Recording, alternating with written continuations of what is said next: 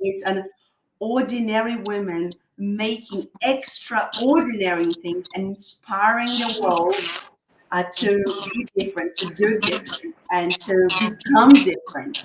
And I think that I am so excited about this because there's so many women in their 40s, I'm in my 40s, in their 50s, ladies in their 50s, thinking that they can't make this leap of health. And Billy's here to challenge that. Hi, Billy, how are you? I'm good, Angelica. How are you?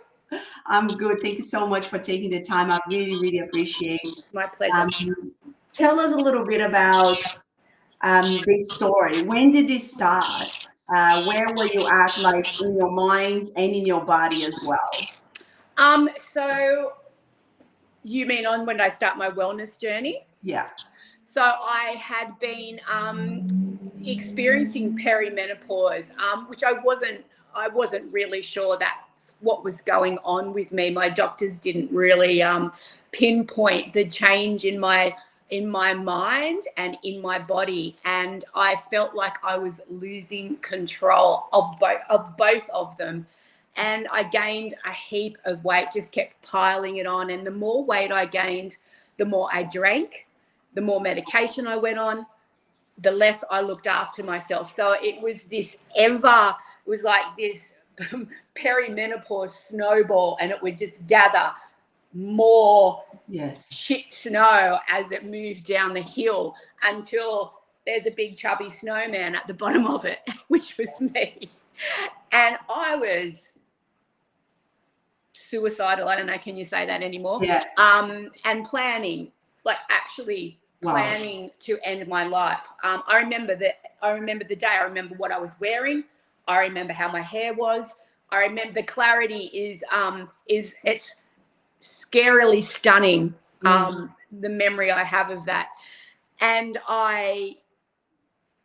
for some reason, I changed my mind and I rang a rehab centre. I rang a bunch of them and I said, if you don't get me in today or tomorrow, I won't be here. And I knew that for sure. And I didn't know what was wrong with me. All I knew, there was something terribly scary going on. So one of them in Sydney said I could come the next day, did all the paperwork and that. And then I went to the rehab. Can I just go back a little bit? Because I think that is fascinating. So how old were you? 48. Yeah. And 48. And the symptoms that you were having, I mean, the only reason why I asked you is because during chemotherapy, I was put on a drug to make me go into menopause. Oh, okay. I understand very much, this whole like mind and body confusion. That drug really messed me up, even though I had all the things going on with the chemo. I could see it, how, the effects of a menopause, I could feel it, the effects of a menopause, the mind just like, forgetful. I had a tiny bit of hot flashes because I had already started changing my diet and I was exercising a lot. But I noticed a lot on the mind. Like, what were the things that you were feeling then? Okay. The main thing was hopelessness that I'd never felt in my entire life. And it was the reason why it was such it was a real paradox, because I knew that what I needed to do to get better, to change things, I just couldn't do it. And I didn't understand why I couldn't do it. Yeah. I'm nearly getting up crying now, because I just remember and I'm going, what the fuck? Like, and I couldn't do it. I was paralyzed. And it sounds super, super dramatic, but it's not. Seriously, that was one of the main things I was feeling. And then feeling like that just brought in, you're a bad mother. You're unattractive. No one's going to want you. Yeah. And I wasn't working. Who would want to employ you? You this and you this. And it was like this darkness, this blackness. And the more, like, when you see kids' drawings and they're all black scrub, it just kept going like that. And until I just felt like I was fading into nothingness. And then that brought about, well, who would care? Who would care if I wasn't here? People would be better if I wasn't here, because I'm so contagious. I'm so contaminated. That's what I was feeling. Wow. That is not dramatic at all. I think many people will be in that exactly situation. So you're saying that at the time you were a single mom, you were not working. Wow. Yeah. So I had a business. I lost my business, all due to me. And perimenopause was hitting then. And anyway. So I was reasonably successful I've always been single. I mean, I've never really been with the fathers of my children. So I bought a couple of houses on my own, opened a business on my own. And then it was like I just hit this brick wall, and then I was capable of nothing. No, I was capable of something. I was capable of spiraling down. Yeah. And I did it, executed it stunningly. So yeah. The single part didn't really bother me. I guess it would have been nice to have some kind of support at that time. So yeah, bad mother, all those things, bad friend, bad sister, bad daughter, everything, just bleh. Yeah. And the weight, you mentioned that the weight started piling on. Did you always started have weight problems, or was it just during that period? No, probably just during that period. I've been pretty active in my life. Pretty, I've done a lot of running and stuff like that. So yeah, it was only that period. And what was even, more crazy about it is that I had been active, and I maintained a reasonably decent figure. And then I just didn't give a shit. And it just kept piling on, and I just kept buying bigger clothes and just kept feeling worse about it. And like I said, the more it happened, the more I fed into it getting worse and doing nothing about it. Yeah. And you talked about alcohol, which is quite interesting, that you call the rehab.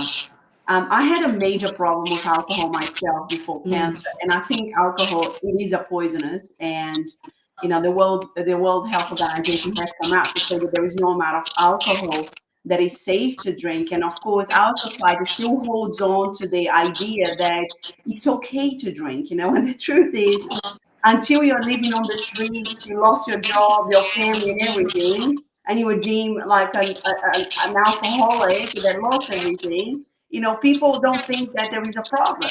Right? Yeah. And there is plenty of people living in a family, even holding on jobs, going to work every day, coming back, and they are alcoholics, but they're just not in our society. They're just highly functioning. They're just going to work, and they're just, getting by.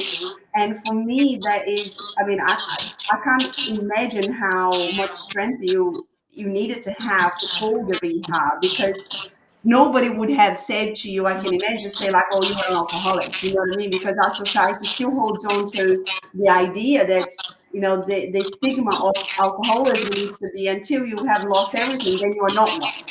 Yeah, so I didn't go to rehab for the alcohol. I went because for my mental health. I mean, the alcohol wasn't helping. So I was treated in rehab for generalized depressive disorder, social anxiety, and childhood and adult trauma. I didn't do the AA, or it didn't get that bad. I mean, it would have 100%. I probably would have ended up on the streets, or I would have killed someone or killed myself. Yeah. Without a doubt. But I wasn't like full on. Okay. You know what I mean? I wasn't treated for that. But yeah. It definitely would have gotten that way. I've got no doubt in my mind. So then tell us a little bit more about you in rehab, and how did you started, gaining clarity and putting things into place again? So out of rehab, and then COVID hit. Oh.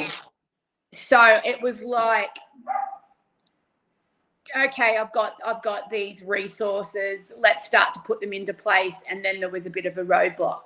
Yes. And then the lockdowns, and as you know, it was kind of nuts. And then the drinking, that's when I started to drink way earlier. And I think, not that it makes it any better, but I think everyone was everyone was bored and scared, and didn't know what the future held. So that kind of ramped up again. And just, I don't know, man. It just got to a stage. I do know. COVID kind of finished everything was eased up, and I'd put on, more weight after rehab, and went to my doctor and got a bunch of tests done. And that's when he said, if you don't do something, you're heading for chronic disease. Yeah. Within 6 months, that's what they said to me. Okay. And that's good. Like, in a way, like this is preventative medicine, right? They're telling you the truth. I think a lot of doctors these days, they are so trapped in what they can say and they cannot say. And the truth is, this is where you were heading, right? And they will give you an opportunity to do something about it. Yeah. So, it's kind of sad that I could see that I was very overweight. I could feel that I was very overweight. My belly used to rest on the tops of my thighs when I laid on the side in my bed, and I was so uncomfortable. My bras, I had welts on my back. Like a day like this would have sent me just sitting on the lounge, because I wouldn't have been able to handle the heat. It was foul. So all those signs pointed towards, Billie, this isn't good, but still I needed a doctor to say to me, you're going to be in trouble. You're really going to be in a lot of trouble if you don't change. And that was it. That was it. Just like, what are you going to do? You're not going to get another chance at this life. This is it. If you don't do something, you are going to be in pain, mental and physical. You are not going to be well enough to enjoy your grandchildren. And most importantly, you're not going to be well enough to enjoy your own life. Yeah. So that was it. At that point, I have had clients that even with that kind of warning from doctors, they still didn't get kind of emotion enough to change, because they kind of said to me, but I haven't got the diagnosis yet. So in a way, I'm not scared. I mean, if you look back, like what motivated you to actually change? Because also, like for me at the beginning, I did get a diagnosis. I couldn't do it for myself because there was not enough self-love there for myself. Yeah. I did it for my children because they were only 6 and 4. Yeah, right. What was for you, like the mindset to go, you know what, like this is it? I think what I just said, it was just the, projecting into the future of how I saw my future. And I was visualizing, being a burden. I was visualizing being a mental and a physical burden. Oh, my dogs are barking. To my children, and just imagining waking up every single day feeling like I did that day. And I don't think I would have lasted if I hadn't changed. I think I would have.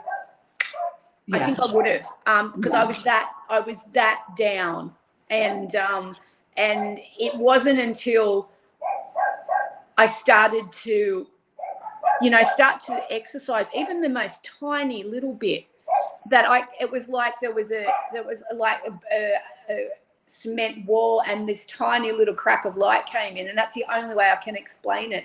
And then I would change I'd make a better choice for food, and then a little bit more light would come in, and it was so tiny. Yeah. But I remember saying, you remember this? Yes. This is tiny. This is minuscule. This is as important as when you get on that scale, because it started to build up a bank of belief.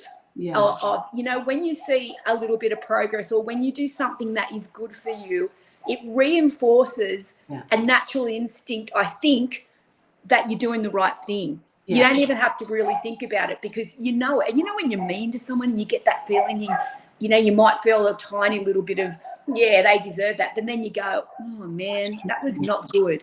And it's just, I think it's just a human instinct. Yeah. It's just right. It's right to be good. It's right to treat yourself well. Yes. And that started to happen.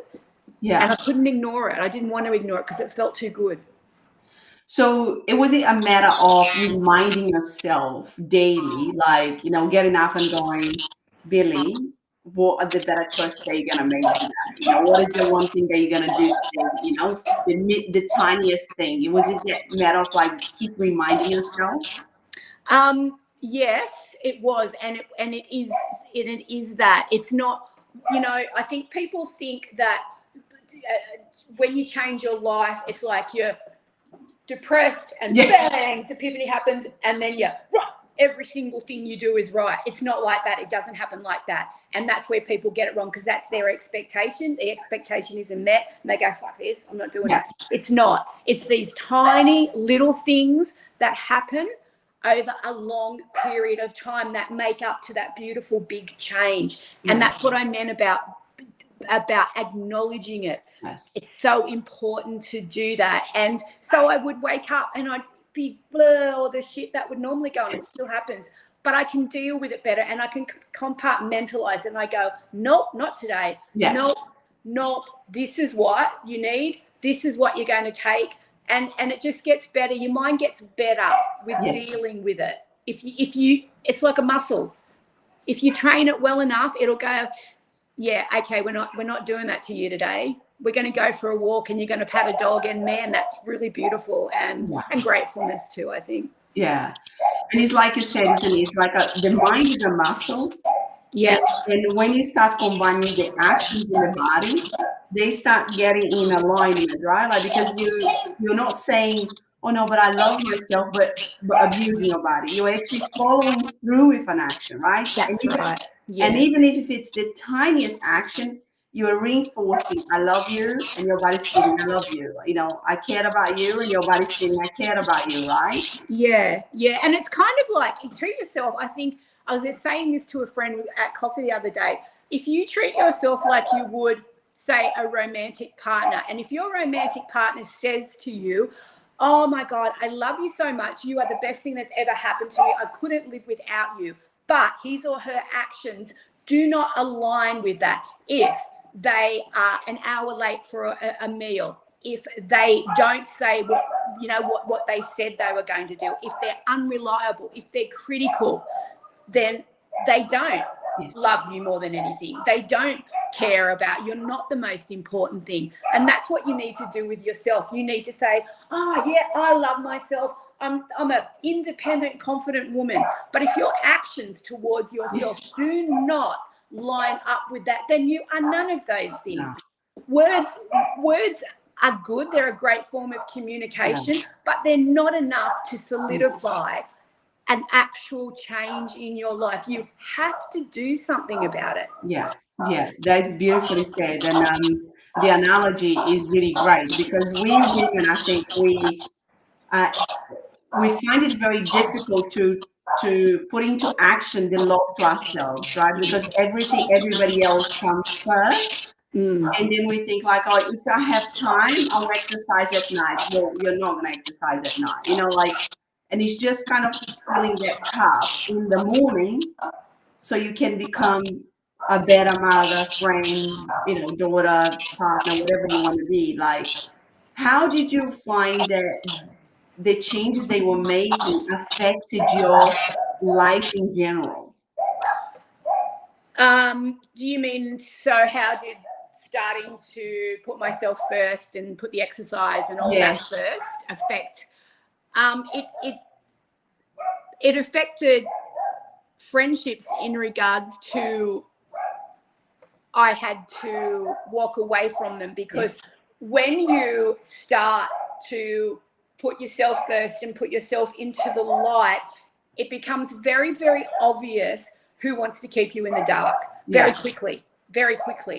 And the only way to move forward and to not let that negativity affect you is to either say, you need to do this because this is what I'm doing, or you just need to say goodbye. So it affected those people.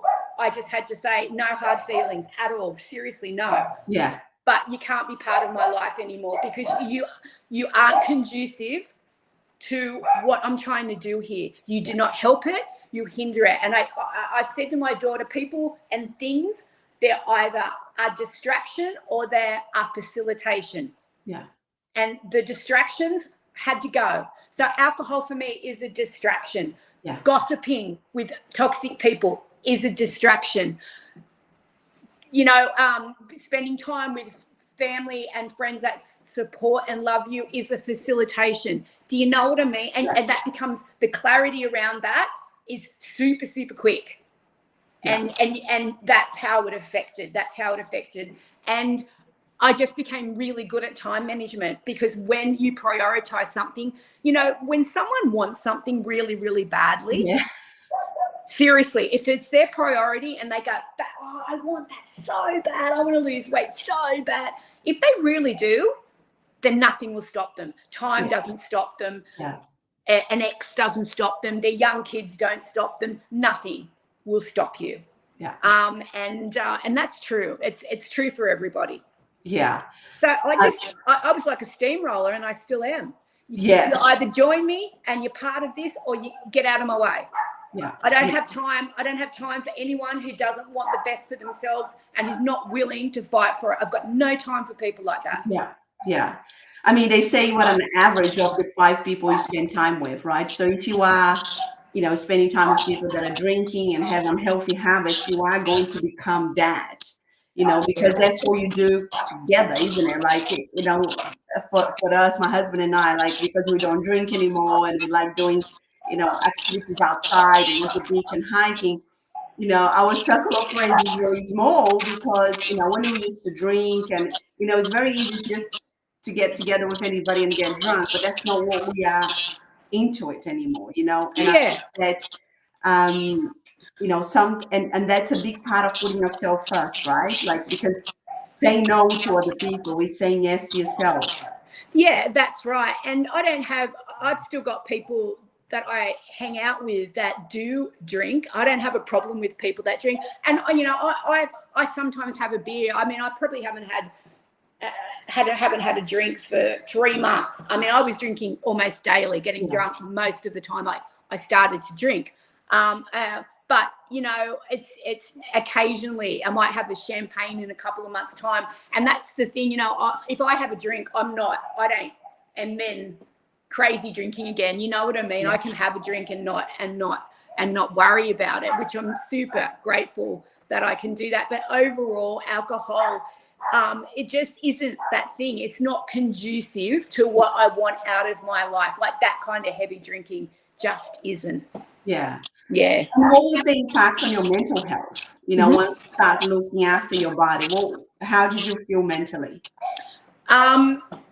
So my mental health has always been very spiky, and my feelings about myself when we were growing up, I was born in 1972, and my sister is only 18 months older than me. We were always pitted against each other. You know, we were always in competition with each other, and it was whoever was the quietest and the prettiest was the best. So, you know, that feeling of never being good enough, of always comparing, is just soul shattering, because there's always someone prettier and there's always someone better, and realizing that is not the essence of who a human being is or who a woman is. Whew, what a relief. It's like someone's taking their foot off your heart, you know what I mean?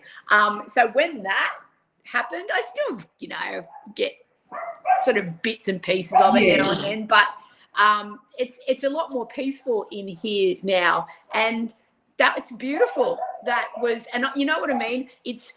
I'm so glad I've got this knowledge so I can pass it on to my daughter and her, if she has daughters, because that's the legacy I want to leave. I don't want any other young woman to ever feel like I have my whole life.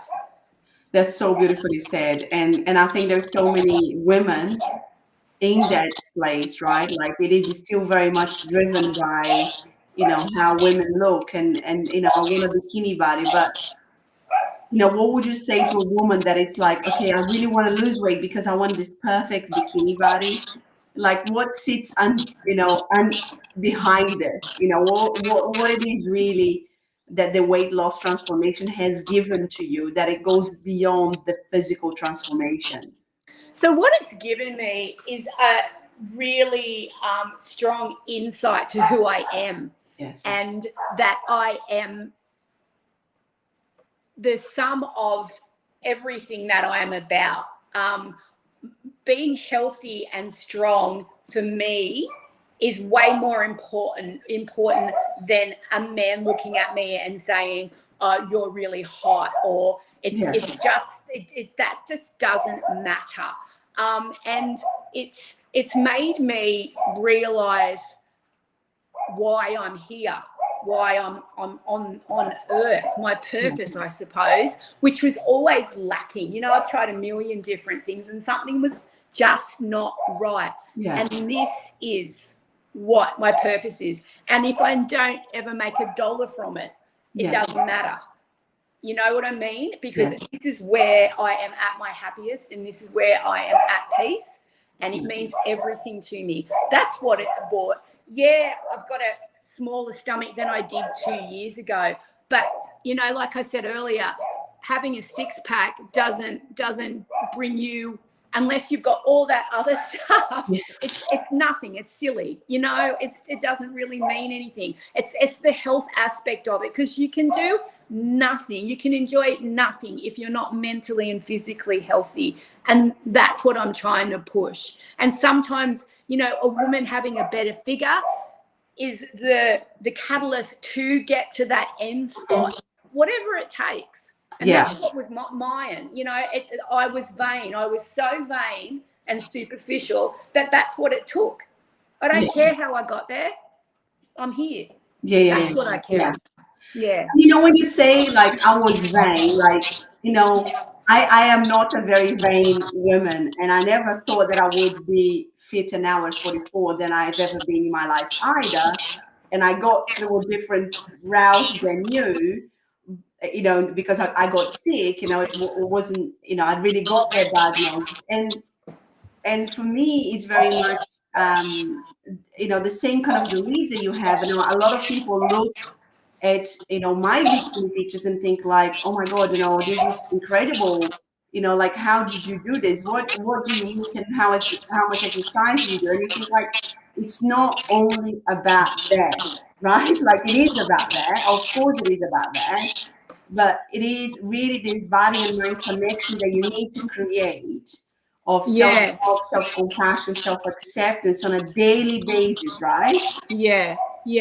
And it is. I just think I think we're led to believe. I mean, we're so bombarded with just, you know, endless images, and you know, our social media feed is just, look like this, use this product, do this, pay for this, and you'll look like this, and this, and this, and this, and this. And I just think that we just need to calm down and say, what seriously is going to make me happy? Like, do you know what I mean? It's just so chaotic. And and I just think there's no real introspection. With people, with human beings. I don't know, man. That's the way I've evolved, and the kinder I am, and the more compassionate I am, and the less judgmental I am, the better I get, the happier I get. And who would have known? It's extraordinary. I would have thought, once I have a six-pack, I'm going to rule the world. That's what I thought. Once that happens, once I have this bum, I'm going to rule the world. No, once I accept myself and I am kind to every single living thing, that's when I'll rule the world. And that's what's happened. Not that I'm going to rule the world. You are on your way, though, I must say. And another thing that I find really fascinating is that, you know, a lot of people talk a lot about, like, you know, this manifestation, and the mind is so powerful, and, you know, positive affirmations.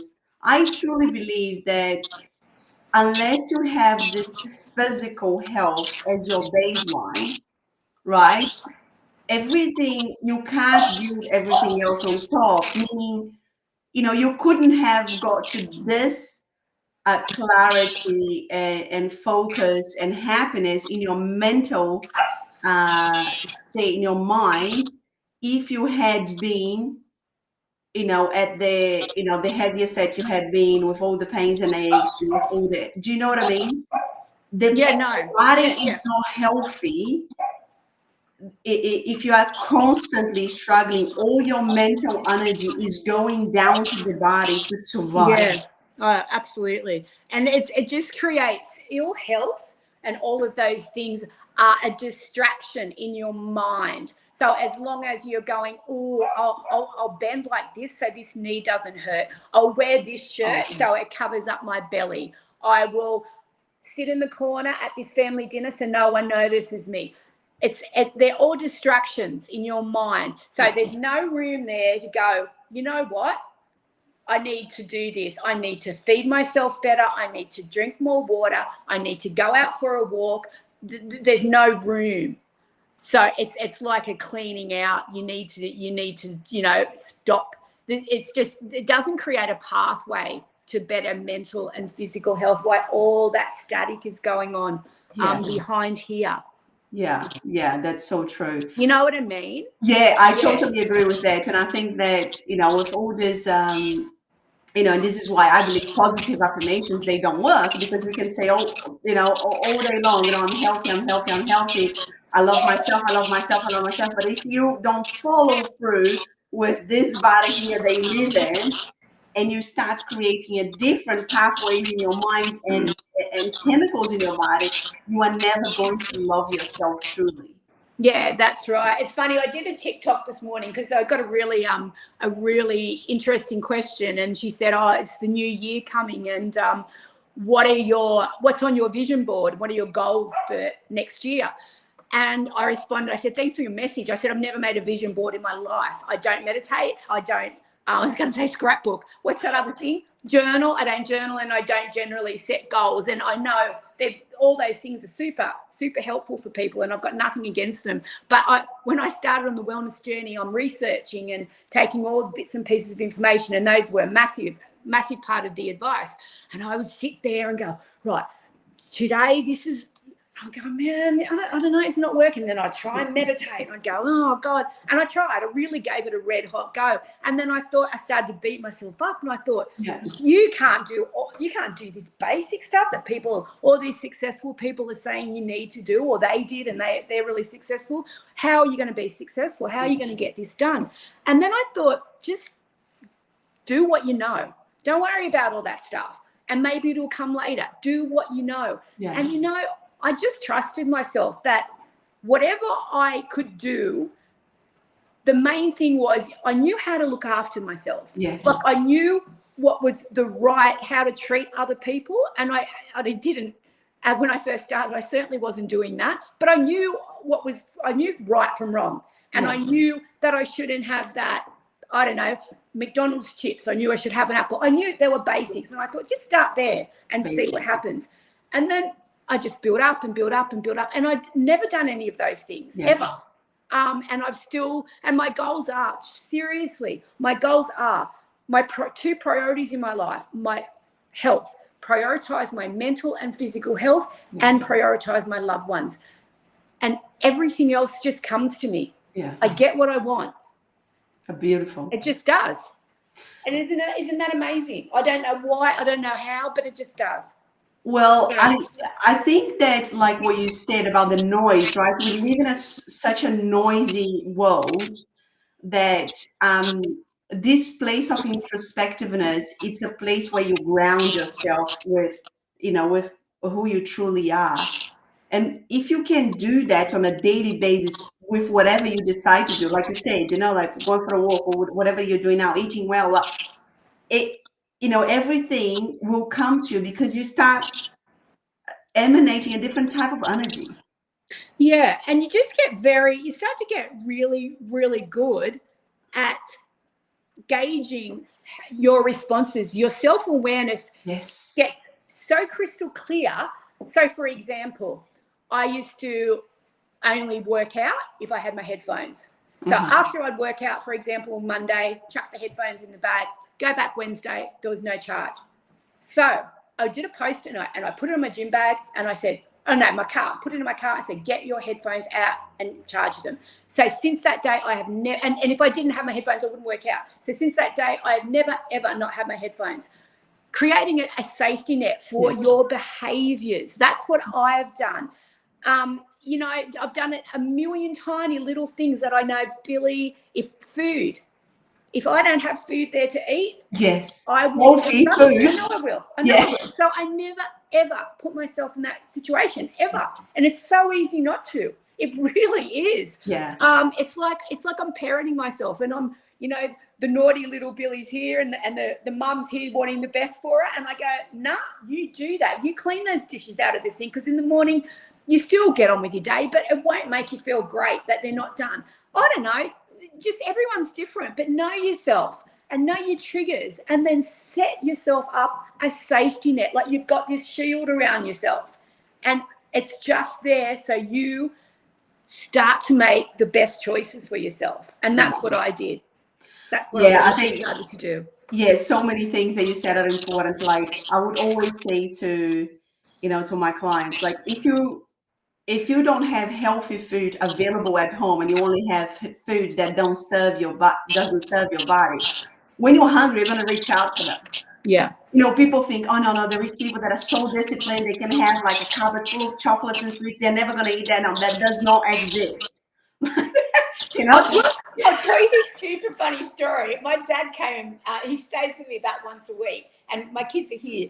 And my daughter bought him a chocolate and a packet of twisties, and we're watching a movie. He likes eating it while he watches a movie, and he only finished half of each. And the next morning when he was going home, he said, I'll just leave that here. And I said, if you don't take that chocolate and those twisties and like bury them 10 kilometers away from here, I'm going to eat them. Like, and he's going, really? You're so disciplined. I said, get them the fuck out of the house. Yeah. Like, I'm not. I just know myself. I'm not. And he's like, you're a lunatic. Yeah. That's amazing. Yeah. And I think a lot of people will be wondering, like, what was Billie's shortcut? What was her quick fix? You know, what was the product that she took that, you know, made her lose the weight like that? You know, did she do something that I don't know? You know, because that's the world that we live in, right? That's right. Yeah. And like there's a magic, like I don't know how many people just left comment, Ozempic, exclamation mark.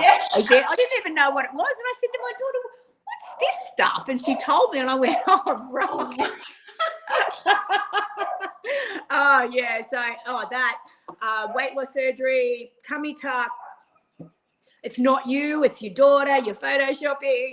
I don't guess it. Yeah. Like you'd say to someone, 3 days a week, an hour each day, 10,000 steps, change your diet, drink 3 liters of water, get rid of the toxic people, and they just recoil. They're like, I don't think so. You know? It just, by the time you say the third thing, it just goes over their head. They're like, nah, that's just too hard. It's too much. Put up with the pain and the overweight and the sores and everything else, right? Yeah, and you know what I mean. It's isn't it crazy that it's so hard to convince people to look after themselves. Yeah, and that time, you know, that it takes is the best time that they'll spend on themselves. It's and that's where I'm wanting to execute change, is changing that you know, instant gratification kind of thing, where even if it takes, like I experimented with my diet seriously for a good 9 months, trying different foods and seeing how I respond, and creating such a beautiful, clear baseline that if I introduce a food, I know exactly how my body responds to that. Isn't that worth it? Isn't that worth the time? I think it is. Totally. And I think that, you know, health is not one size fits all, right? Like I eat mostly a plant-based diet, but I've noticed that I saw you one of your posts with fish and you eat different things. Yep. But, you know, we got the same results. You know what I mean? Like we got healthy, you know, we've got a fit body, we've got a strong body, and, you know, you are older than me, so you don't excuse my age is, you know, you're there to prove that it's not true. So, you know, I really think that again, it's back to that place of grounding yourself. What is it going to work for me? Yeah, so it's very hard to hear you. We've got people moving in next door, and my dogs are just going nuts, both of them. You know, people need to learn how to feed themselves. They need how to feed themselves in a manner that is, if they're wanting to lose fat, sustainable fat loss and optimal health.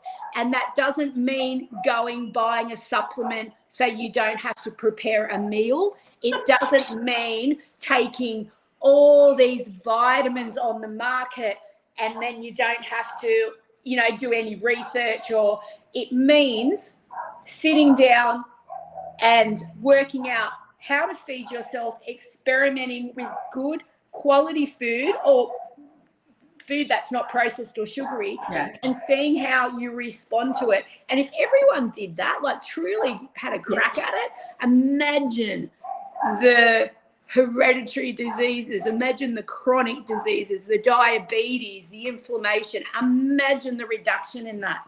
Yeah. We would just be an army of good health. Imagine the pharmaceutical, not that I want to get into that, but seriously, that's what it takes. It's as simple as that. People need to just feed themselves well. Yeah. How much percent would you say food was responsible for, you know, your weight loss journey and the exercise? Food on its own? Yeah. So like, you know, like food is like, 50% exercise, 50%, or, you know, what's the ratio, like that, the importance, you know, like. I'd say food would be 75, 80% of it. It's almost everything, really. Food and water. Yeah. And I don't know if you've ever seen many of my posts, but I don't take any supplements. Me neither. I don't take any vitamins at all. And I'm doing just fine. You know, you have your protein. You're going to have to. Man, I built muscle and lost fat simultaneously, taking no supplements ever. Yeah. And I am so proud of you, Billie. That's incredible. That is incredible. You're such a living proof of what's possible. I mean, I don't take any supplements. I speak to people and people ask me a lot, you know, what supplements are you taking? You know, especially in the cancer world, you know, people are spending $2,000 a month on supplements. Wow. It's crazy. And I decided quite early on that I wasn't going to do that because I needed natural things in my body, not things that came from places that I did not know. And that was going to be too hard for my body to process and digest and absorb and, you know, and assimilate. So I just went back to basics, just like you said. And I think that, you know, it's interesting you touch on the, you know, genetic diseases and, you know, our genes are only 5% responsible for any sort of sickness and even the cancer. 95% it is the lifestyle, right? Like I have the gene of diabetes in my family. I had gestational diabetes with my second child, you know, like, so everything that I do daily is to prevent me from getting there, right? Yep.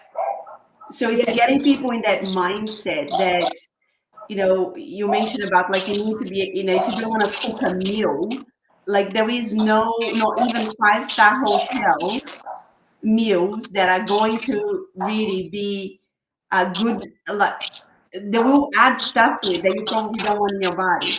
So the basics of good food, clean food is the one that you make at home. But people don't want to hear that. Yeah, and it's you know what's in it. If you're preparing it, and it doesn't have to be all these fancy meals that you see on TikTok and Instagram.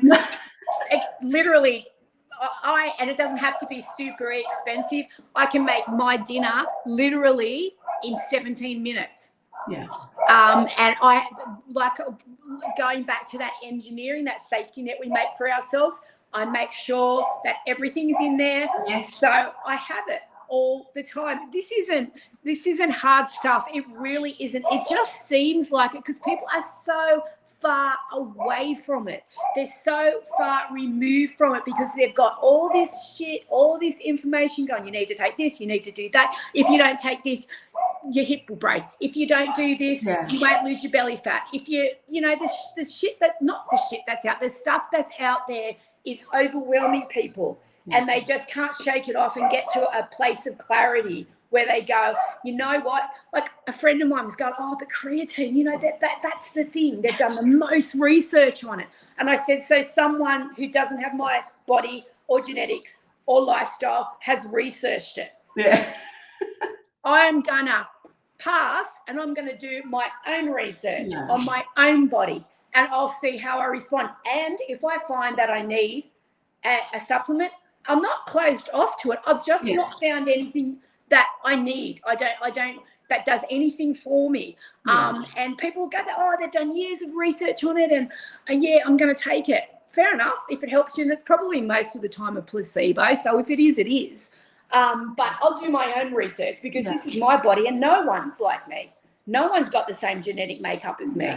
So I'm going to do myself a favor and put myself first and take the time to see exactly what I need.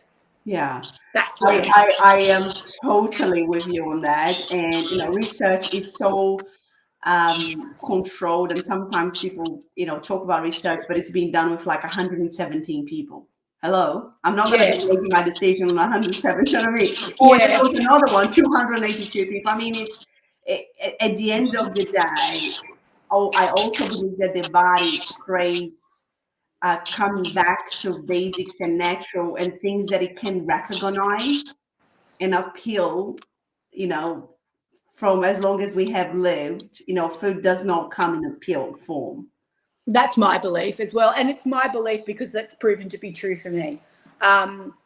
If I wasn't super healthy and strong and vibrant and a sexy, you could say it's bullshit. That's bullshit, really. But I am. And that's what, I'm not saying it's going to work for anybody else, but it's worked for me. And why would I deviate from this equation? Why would I do anything different? Yeah. And I think when you walk as your example and living proof, that's it, isn't it? Like people can't argue with you because like this is it, like I am a living proof of what's possible. Yeah. And the thing is that, it's just really unfortunate that I mainly care about women, that women just don't give themselves the opportunity and the time away from the distraction to really find out who they are and really go after what they want. And good health is behind every desire, even if they don't think it is. It is. Good health is, we're all humans, and we are all, we can succumb to the the environment and the frailties of life the same way. It doesn't matter how rich you are or how knowledgeable or pretty or strong. And that's what we've all got in common. And I just think that it's just an epidemic of refusal to put in the time to find out what your body needs and what you need. And good health is at the basis of all of that. That's what I think.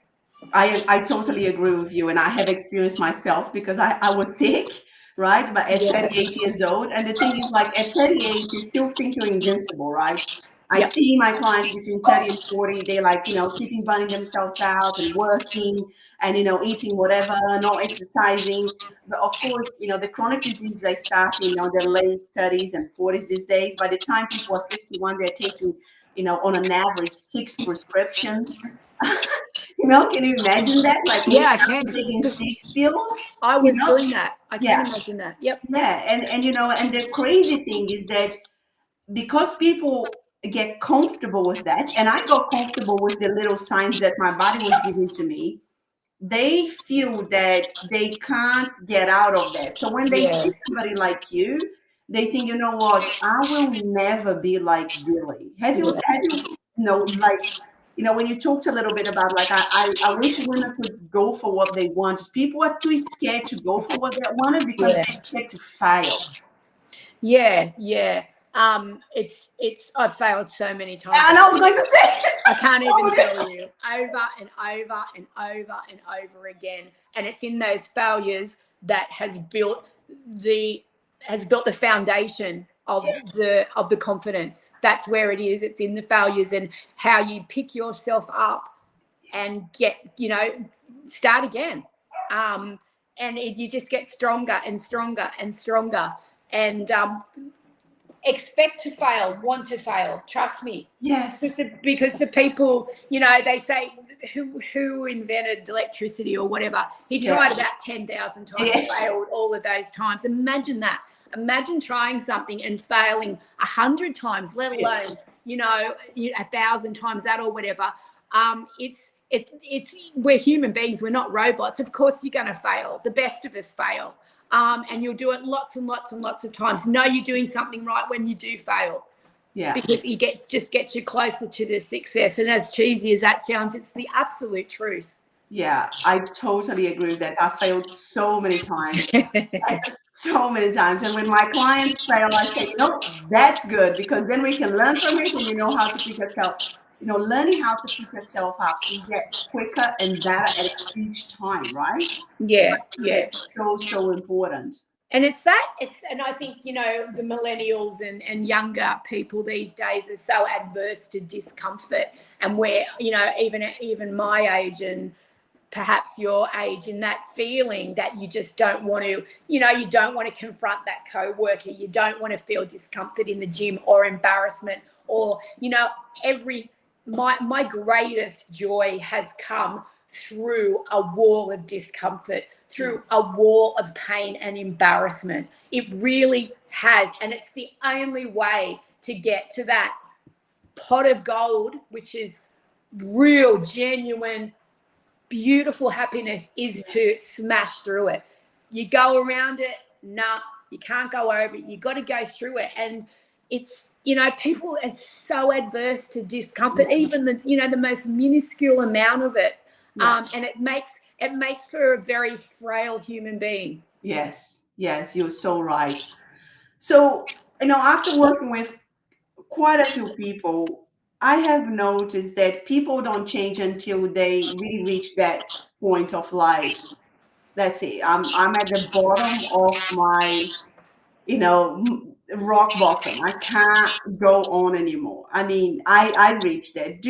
Have you found the same as you've been, inspiring people and influence people to change, and of course with yourself as well? Look, everyone's rock bottom is different, I think. Yeah. And I think, it would be advantageous if more people hit rock bottom a lot more quicker. Yeah. Because they're getting a fat ass sitting in mediocrity, and they don't really know why they're unhappy, because it's not that jolt of that rock bottom where they're in a gutter. It's that sitting there, I'm so dissatisfied, but not really doing anything about it. And that's the sad part. That's tragic. And most people go through their whole lives and go, 6 feet under with their shoulders slumped forward going, So rock bottom's beautiful. Yeah.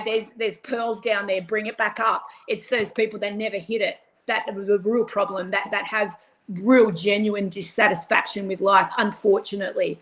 Yeah. So the most people I've dealt with are in that shoulder. Yeah. Because action's so much harder when you're still, you know what I mean? You just that flat line of life. Yeah. When you binge watching TV and you're gossiping and it's just all blur. It's nothing, There's no colour. It's just grey. I love what you said, and I wish people reach rock bottom a bit quicker, because like for me, I had to hear, so you have 70% chance of survival now. Wait, what happened with my 100%? Like, please give me my 30 back. Well, it's gone, So you're so right about that. And how much of a victim mentality do you find that, maybe you had when you were in that place? I certainly had, and how do you pull yourself out? Because of course you were sitting there thinking, eating the biscuits and the cakes and watching TV like that. But there is that big, scrolling on TikTok and seeing Billie and going, nah, I'm never going to be like that. Like she had it easy, or, how much victim mentality? Look, victim mentality is like COVID was. It's epidemic, but unfortunately it's still around and probably still will be. It's what victim mentality does to a person is it stops them from taking action. Yeah. It stops them from taking action, and it stops them from taking control of their life. As long as you're outsourcing your blame, the reason why you are the way you are, then you will never change, because that person that you're blaming or you're holding responsible for your weight or your displeasure or whatever it is, isn't going to knock on your door and go, man, look, I'm really, really sorry. Let's get busy. This is what you have to do to get better. That person doesn't give a shit about you. Yeah. So you need to take control. And you probably were. I was a victim of lots of things. Yeah. But the second I changed and the second I took responsibility for all the choices that I'd made, up to that point, everything changed. It was like the bottom fell out of that victim mentality, and I was in control. I was in the driver's seat, and it was time to make some moves. And no one was going to stop me. No one from my past was going to stop me. No one that had hurt me or left me or didn't love me enough or whatever. They had no more say. Yeah. That's it. As long as you're outsourcing it, you're never, ever going to change. You can't. It's impossible. Yeah. I wrote a book that is called Radical Ownership, because I think the only way to change your life is taking radical ownership, right? Yes. Like all the time that you are in that place of like, yeah, but I went through this, Angelica and Billie didn't go through that. Oh, my life was really hard, and and that's why I'm like this. All the time you keep justifying the limitations or your situation. You cannot empower yourself to change. Yeah, that's right. And it just creates a victim mentality, just creates a creature sniffling in the corner, judging and just hating on everything, and there's no light comes in. It's just this dark, dank corner, and it's no way to live. It's foul, and there's no happiness or joy there. And even people that have really gone through some stuff, and I can tell you I have as well, it'll set you free. Yeah. Set them free out of your mind, and it'll set you free. It's the only way to move forward. You cannot progress as long as you've got this resentment and this blame. It doesn't mean you have to go and give them a big hug and become best friends. That's not what I'm saying. I'm saying you are the most important thing. Your life and your happiness is the most important thing. And the only way you're going to make yourself happy, because you're the only one that can, is stop blaming other people and get to work. Yeah, that's true. So Billie, just to finish off, like, what do you have to say for the woman that is sitting there, overweight, in pain everywhere, taking prescriptions, mentally, depressed and anxious, and she's thinking, I can't get out of this? First off, I can say you can. Yeah. Yeah, you definitely can get out of it. And the best way to do it is not to go and join a gym and not to go and stock your fridge with super good food, is to just make a choice today to do something different than you did yesterday, that is true and good for yourself. Just do that. So if you don't do any exercise, get up off the lounge and go for a walk, even if it's around the house, even if it's down the road. If you ring Karen up every Saturday night and gossip about another friend, have that gossip time, or don't do it at all. I know it sounds simple and I know it sounds silly, but doing those tiny little things and building on them every day will get you to a stage where when you buy a gym membership, it won't be a waste of $500. You'll go to the gym. Yeah. When you buy a treadmill, you won't use it to hang your clothes, your wet clothes on. You'll use the treadmill. You're too immature physically and mentally to make moves, to make big moves. Yeah. It's not for you. What's for you is to make these tiny ones. And trust me, in a year, 2 years, be patient. You will be changing your world for the better. You won't be going, oh, how did Billie do it? You'll be going, let's grab hands and be united because we both did it. That's what I'd say, because people get overwhelmed again.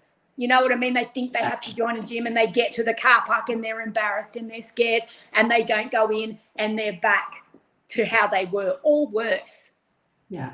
Tiny little steps. That's what I did. I started doing burpees at home and I was big. I don't have photos and videos at my biggest because I was too embarrassed. I was bigger than that. I was over 80 kilos.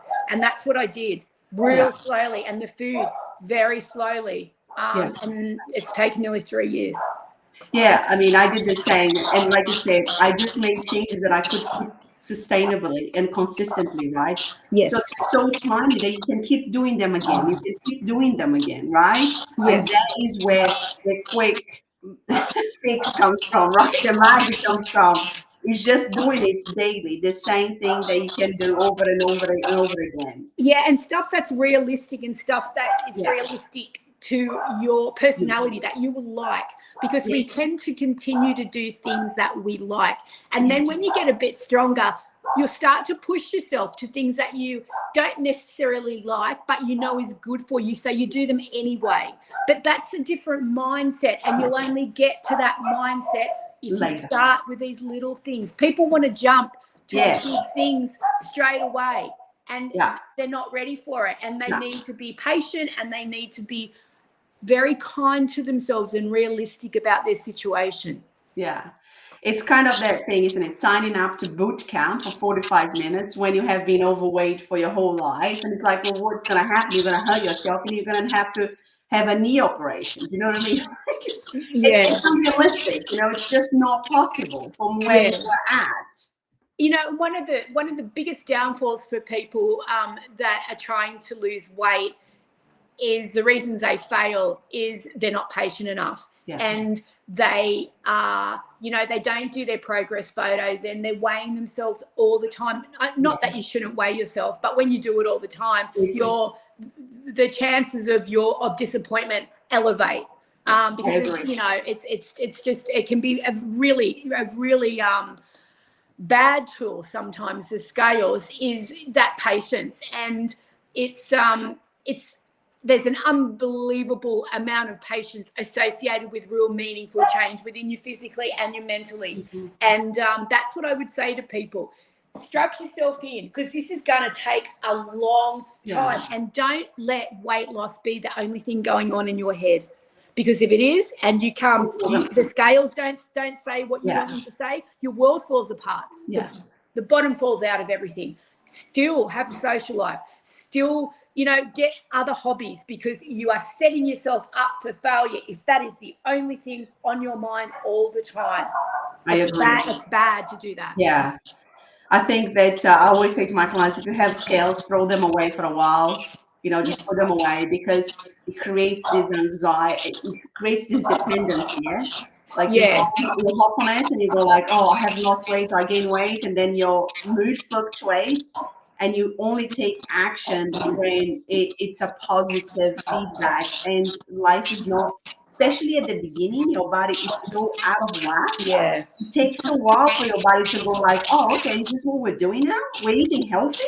Oh, we're exercising every day? Oh, wow, okay.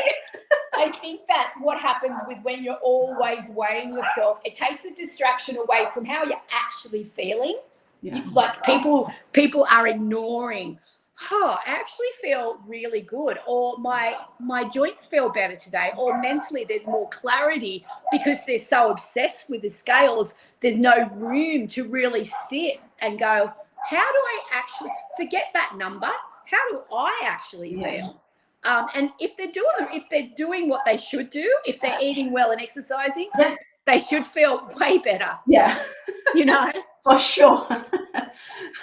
Billie, thank you so much for your time. No worries. How can people reach out to you or connect with you? I'm going to add your TikTok link and your Instagram so people can, and Facebook as well.